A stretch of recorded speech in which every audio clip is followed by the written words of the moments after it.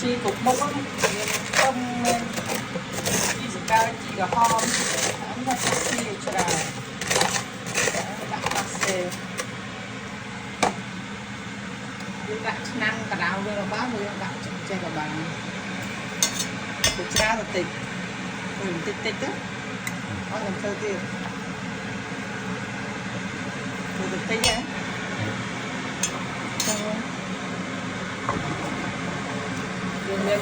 đường trong ngắm những bạn cùng quạt thì đấy quạt cho tôi chẳng đạo đặt ở bàn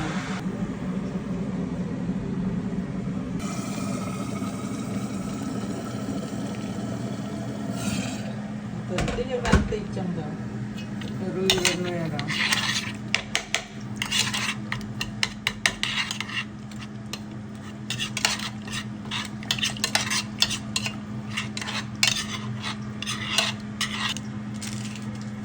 rồi thêm một phiទឹកmàu của ai nữa đó.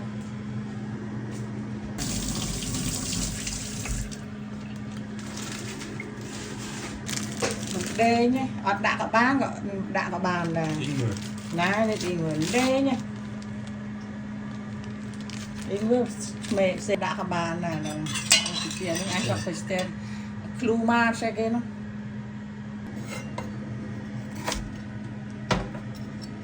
cho cái tu ra xe đừng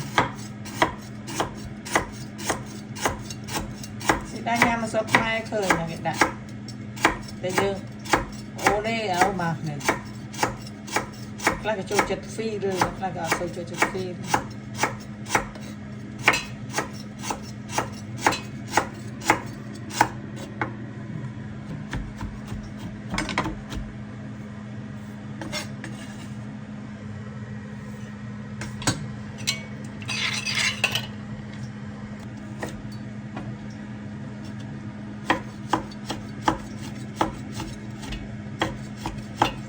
hal đó phần năng ấy tàu nó bên ngoài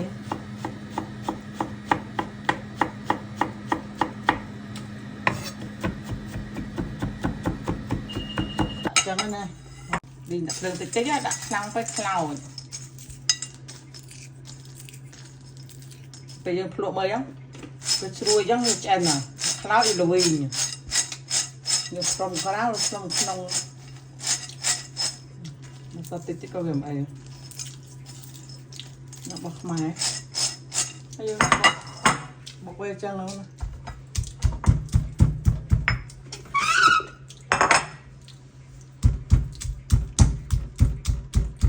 bọc máy tích về rồi đó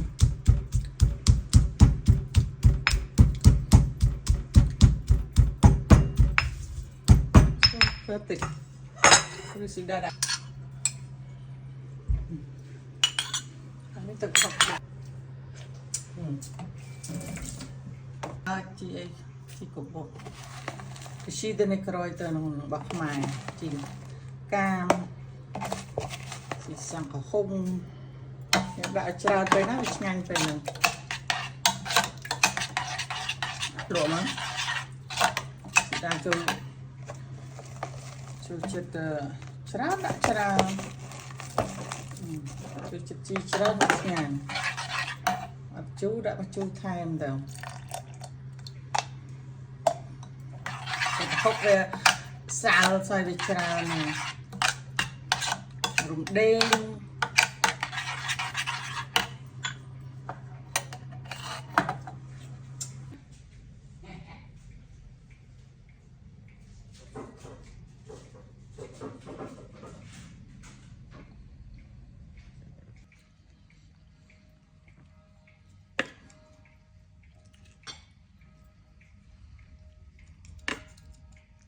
hòa thông nè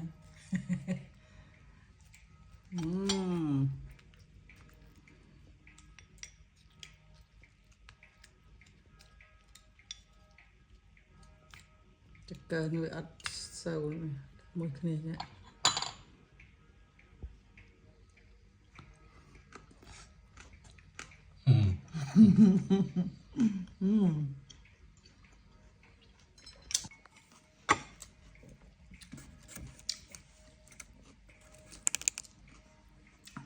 tập bà học steak ăn.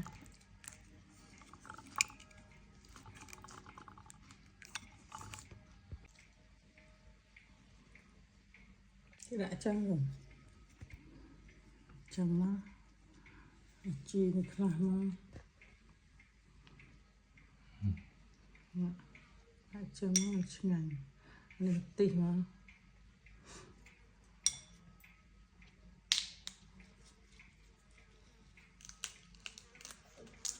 Bộ bò tê cho chết đó nè.